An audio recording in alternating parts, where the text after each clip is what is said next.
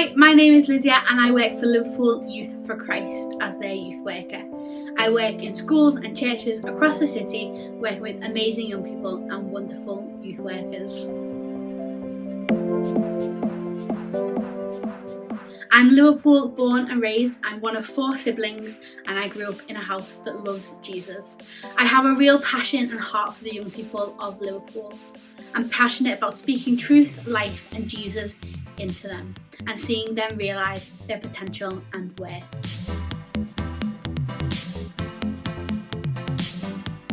Youth work matters to me because I believe in the potential of young people. As a young person, I grew up in a home that loved Jesus. I spent a lot of time in church and I went to a Christian school.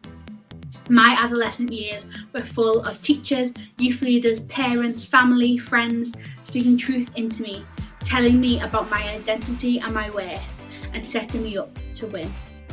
But the truth is that for the majority of our young people, that isn't their reality. In fact, for some, it is far from their reality.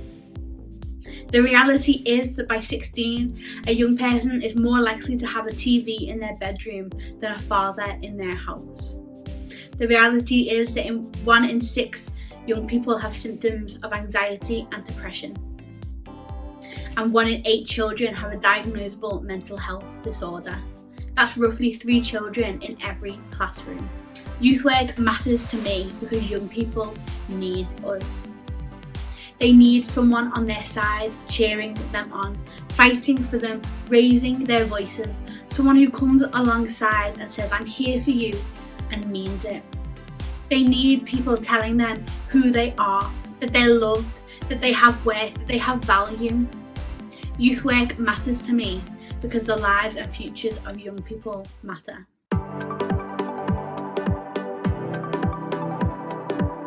Last year we launched Give a Gift, in which we asked for donations from our supporters, and from that we put together goodie bags that a local high school distributed to young people who were going through hard times. Through Give a Gift we were able to share the love of Jesus with young people and let them know that they were seen and that they were known.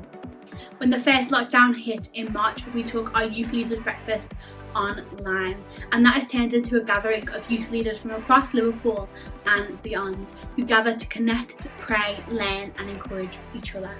These gatherings have turned into a community of youth workers who are tirelessly working to connect with young people. It's become a community that cheers each other on, stands with one another in prayer and shares honestly where they are at.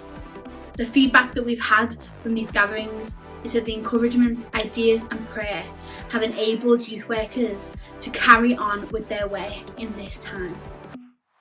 By investing in our amazing youth workers, we are investing in young people.